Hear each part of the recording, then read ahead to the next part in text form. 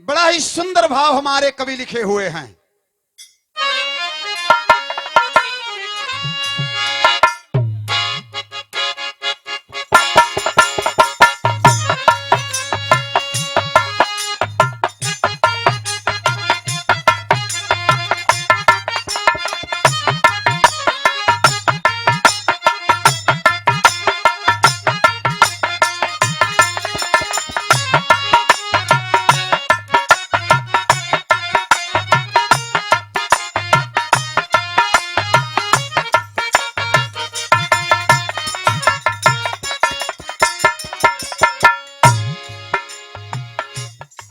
गौर करिह लोग, तनी रेडियो का आजकल जमाना ना रह गइल बा, नहीं तो समाचार का या गीत को नहीं सुने को उहे को माध्यम रहल। तब महमूरगंज वाराणसी से काशी भगतन पढ़ कई गीत आवे का गावे ऊ। अरे मछरी खियावेला हो, मछरी खियावेला,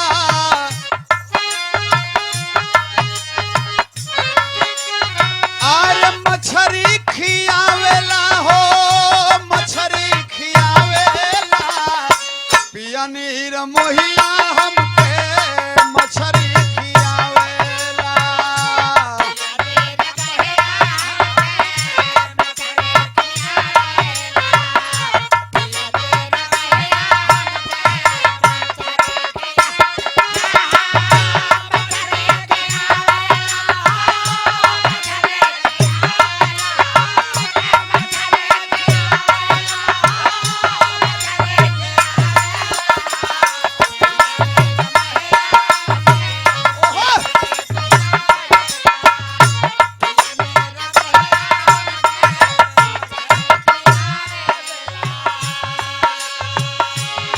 निर्मोहिया हमके मछरी खियावेला, निर्गुणी भाव रहल ये गीत में, लेकिन हमार कवि बड़ा सुंदर भाव।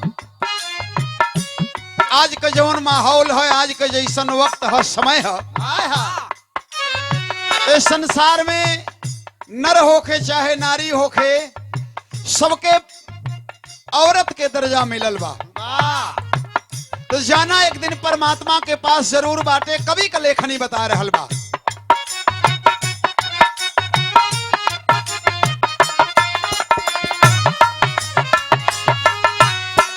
गुमान टूट जाई रे, गुमान टूट जाई रे, गुमान टूट जाई रे, गुमान टूट जाई रे, गोरिया गहनवा गुमान टूट जाई रे।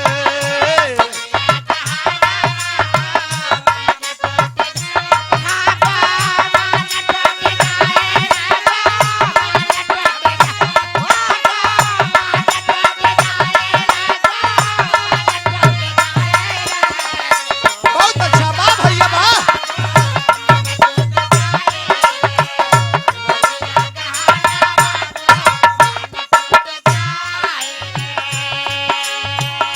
हाँ। नैहर में कोई अपना नहीं, सपना दुनिया सारी हो, सपना दुनिया सारी।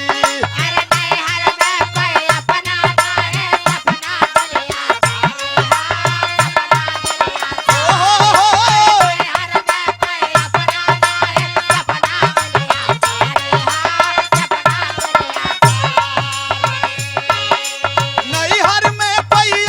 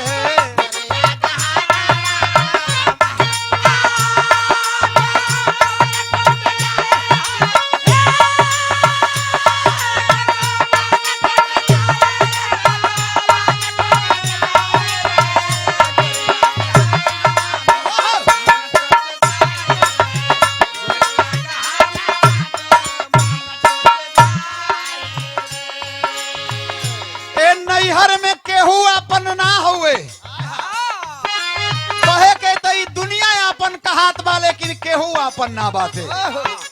मैल भइल पचरंगी चुनरी तू खियाल ना कैलू हो, तू खियाल ना कैलू।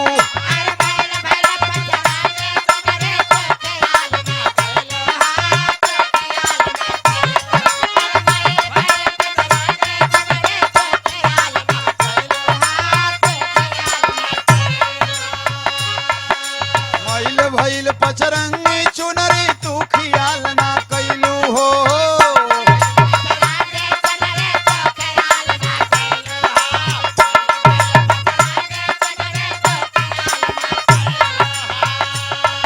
और मिली हो से जरिया, मिली हो से जरिया बालम कैसे आई रे गोरिया गहनवा तू मान टूट जाई रे गोरिया गहनवा।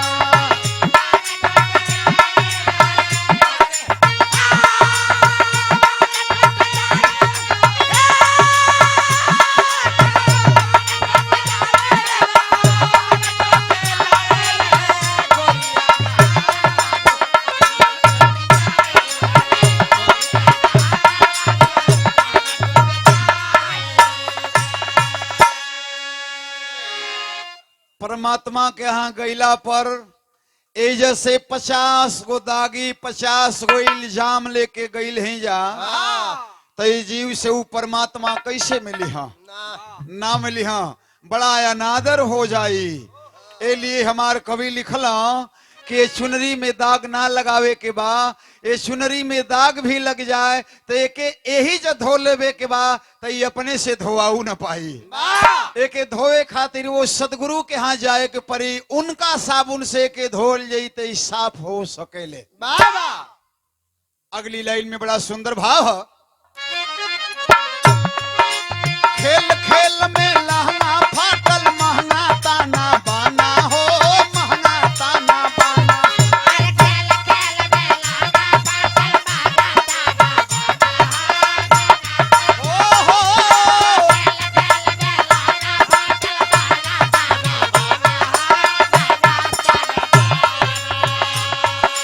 खेल खेल में लहंगा फाटल महंगा ताना बाना हो, महंगा ताना बाना।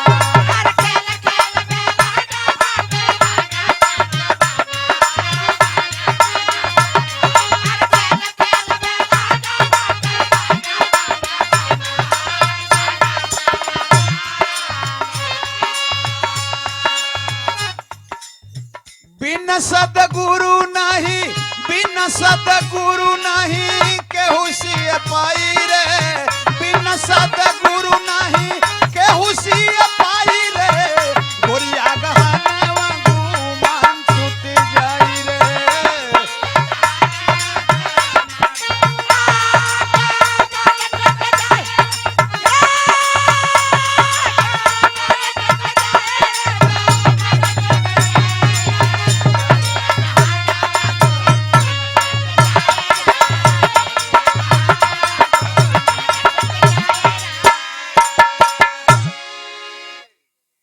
ना की चौकी पर कुछ चेत करा मन लाई हो, चेत करा मन लाई।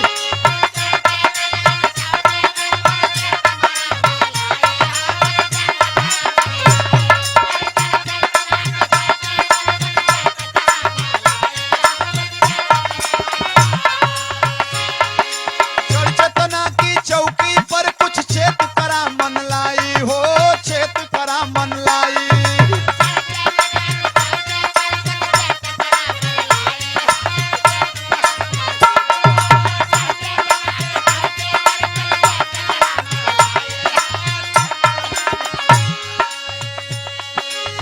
बिजड़ा से पंछी एक दिन,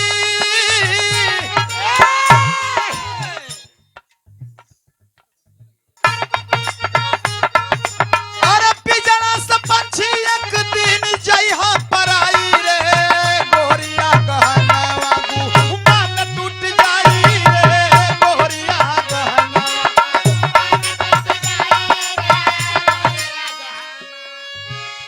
पंछी एक दिन टूट जाई रे। वाह वाह, बहुत बहुत आपके प्रणाम हुए, सभी आलोक के प्रणाम हो। चढ़ चेतना की चौकी पर कुछ चेत करा मन लाई हो, चेत करा मन लाई।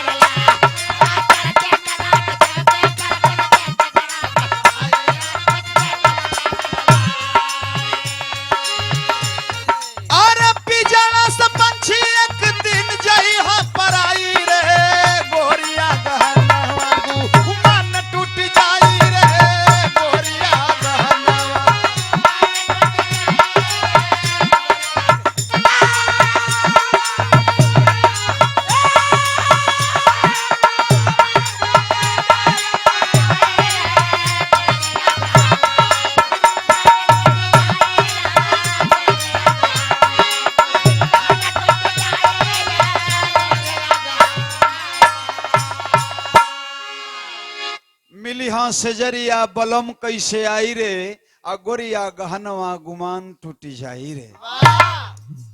तो से सबसे तराढ़े बेसह के जीव गईल बात केहू जमानतो परे वाला बाबू केहू नहीं के जमानत परे वाला। इंगला पिंगला सखी सुषुमना तो से गईली रूठी हो, तो से गईली रूठी।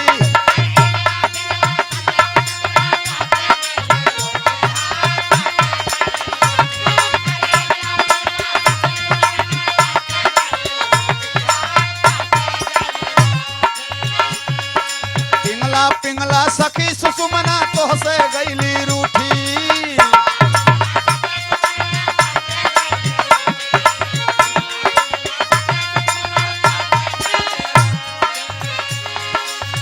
के परदेसिया से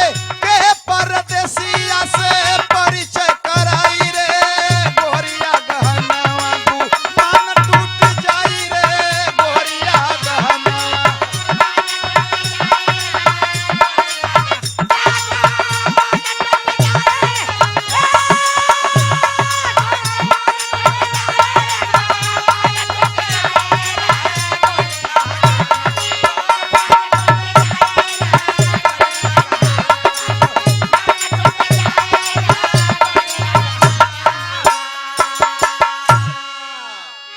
के परदेसिया से परिचय कराई रे, गोरिया गहनवा गुमान टूट जाई रे।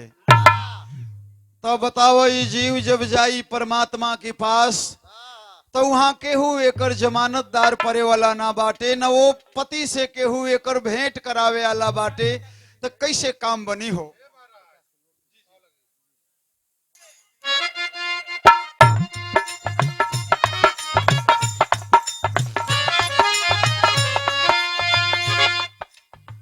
उड़ चल पंछिया अनंत लोक में, उड़ चल पंछिया अनंत लोक में, ई हवा का लोग न जाने राम।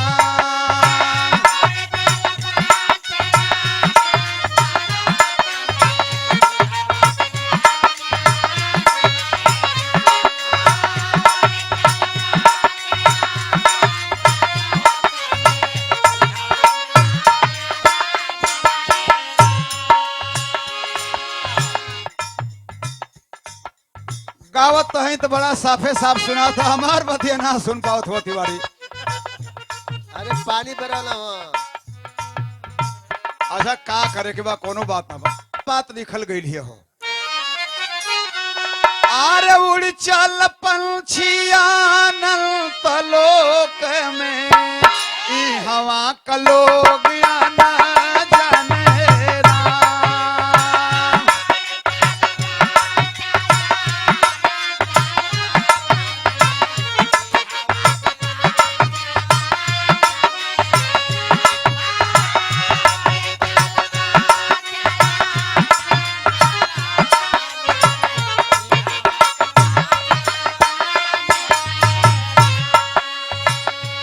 हवा